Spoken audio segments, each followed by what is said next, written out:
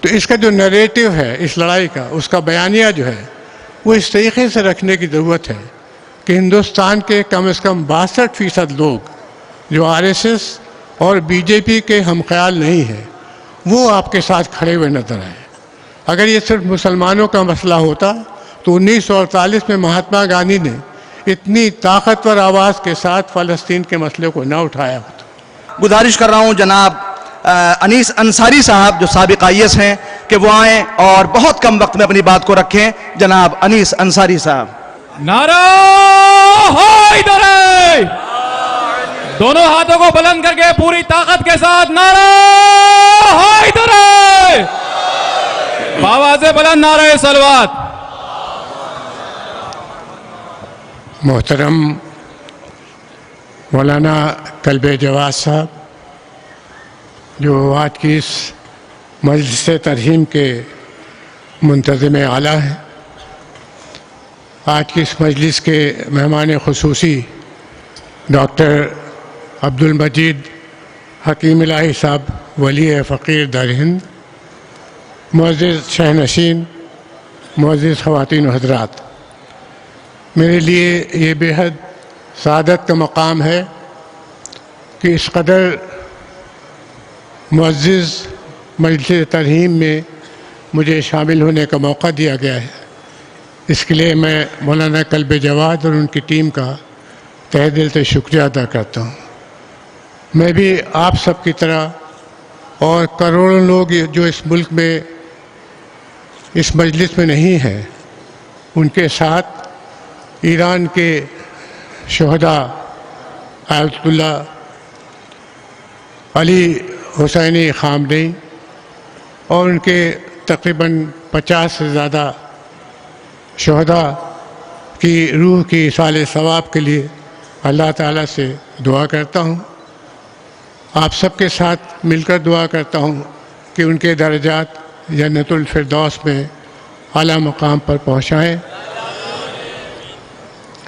یہ جو لڑائی چل رہی ہے ایران پر جو تھوپی گئی ہے، آپ جانتے ہیں کہ یہ ایران پر صرف اس لیے تھوپی گئی ہے کہ پورے مڈل ایسٹ میں یہ واحد ملک ہے جو 40 سال سے زیادہ سے فلسطین کی آزاد اور خود مختار ریاست کو قائم کرنے کے لیے سرگرم عمل رہا ہے اور بڑی قربانیاں دی ہیں۔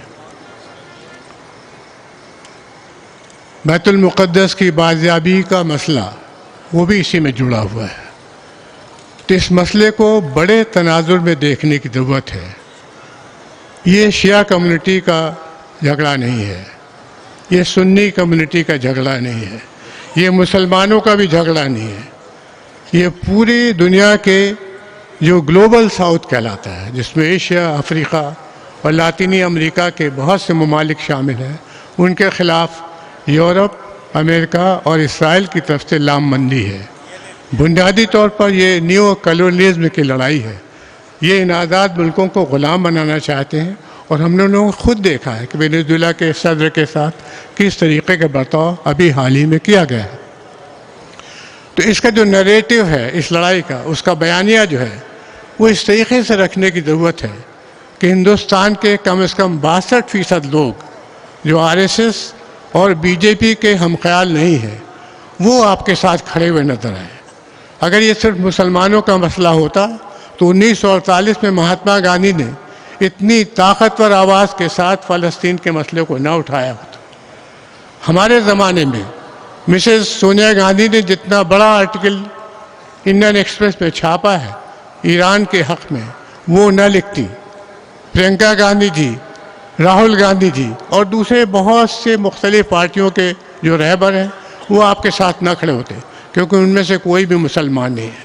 وہ اس لیے آپ کے ساتھ ہیں کہ وہ چاہتے ہیں کہ فلسطین کو دوبارہ آٹونومس خود مختار ریاست طور پر قائم ہونا چاہیے، ان کے پناہ گزینوں کو واپس جانا چاہیے اور بیت المقدس مسلمانوں کو ملنا چاہیے جو 1000 سال سے زیادہ سے ان کی مینجمنٹ پہ رہا ہے۔ اس بات کی بڑی ضرورت ہے کہ ہم کوئی بھی قدم اس مسئلے پر جو اٹھائیں اس میں اس کا خیال رکھیں کہ ہم ہندوستان کی کثیر آبادی کو اپنے ساتھ لے کر چل سکیں.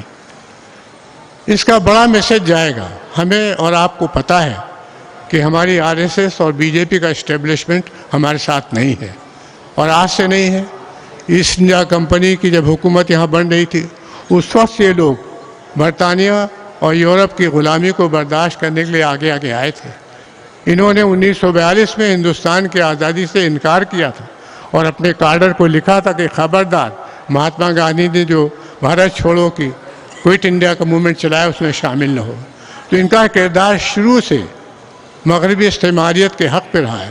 تو آج اگر یہ لوگ کھڑے ہیں امریکہ، ویسٹرن کنٹریز اور اسرائیل کے ساتھ، تو اس میں کم از کم مجھے حیرت نہیں ہوتی اور آپ کو بھی حیرت نہیں ہونا چاہیے.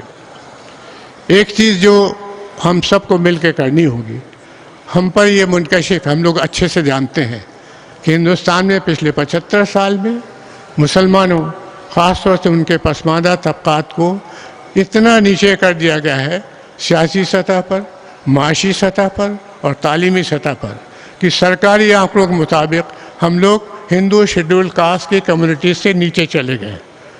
پسماندگی کا یہ عالم ہے کہ پالیٹکس میں ہم لوگ جو ہمارا حق ہونا چاہیے 15% کا آبادی کے ساتھ، اس کا 1/5 3% کے قریب ہے. تعلیم اور ہائر ایجوکیشن میں سب میں یہی حالت ہے. تو سب سے بڑی کوشش ہمیں آپ کو یہ کرنی چاہیے کہ ہم لوگ ہندوستان کے مسلمانوں کو اپنی اسی شاندار اسٹیٹس پہ پہنچا سکیں جس میں ان کی عزت ہو اور ملک کے تعمیر نو میں وہ اپنا کردار ادا کر سکیں. ایک آخری بات کہنا چاہتا ہوں. اس طریقے کا سانحہ جو آج ایران میں ہم لوگ دیکھ رہے ہیں، بہت پہلے جنگ عظیم اول میں سلطنت عثمانیہ نے دیکھا تھا. جب سلطنت عثمانیہ کے بہت سے ٹکڑے حصے کر دیے گئے تھے، اس کا انجام یہ ہوا تھا کہ ہندوستان کے اس وقت کے بڑے دماغ ڈاکٹر مختار انصاری، علی برادران، محمد علی جوہر اور شوکت علی، مولانا ابوالکلام آزاد، مہاتما گاندھی، یہ سب لوگ کھڑے ہو گئے تھے اور عثمانیہ خلافت کی بحالی کے لیے انہوں نے بہت قربانیاں دی تھیں. لیکن اس کا جو انجام ہوا تھا وہ یاد رکھنے کے لائق ہے. 1922 آتے آتے کیرالہ میں ملپا مسلمانوں کے خلاف ہندو مسلم رائٹس ہوئے اور کئی ہزار کی تعداد میں ملپا مسلمانوں کا قتل عام ہوا. اس موومنٹ میں بھی جو ایران کے حق میں ہم لوگ کہہ رہے ہیں، یا فلسطین کے حق میں کر رہے ہیں، یا بیت المقدس کی بازیابی کے لیے کر رہے ہیں، اس میں بھی اس بات کا خیال ہے کہ کسی صورت سے یہ موومنٹ، یہ تحریک، ہماری ہمدردیاں، ہمارے اعمال ہندو مسلم کنفلکٹ میں نہ آنے پائے، ہندو مسلم کنفلکٹ میں نہ آنے پائے. ہم لوگ اس کو ایسے پریزنٹ کریں، اس کو ایسے پیش کریں کہ ہندوستان کی کثیر آبادی، اہل وطن، وہ ہمارے آپ کے ساتھ کھڑے ہوں. آج بھی آپ نے دیکھا اجے رائے جی، سندیپ پانڈے جی، بہت سے لوگ کھڑے ہیں اور کروڑوں لوگ اس اسٹیج کے باہر ہیں، پورے ہندوستان میں پھیلے ہوئے. میں انہی باتوں کے ساتھ آپ سب کا بہت ہی آپ کا شکریہ بھی ادا کرتا ہوں کہ آپ نے اتنی خاموشی سے اور سنجیدگی سے لوگوں کو سنا ہے، بشمول مجھے. اور میں دعا کرتا ہوں کہ ہم لوگوں کی تحریک انشاءاللہ کامیاب ہو. Thank you very much.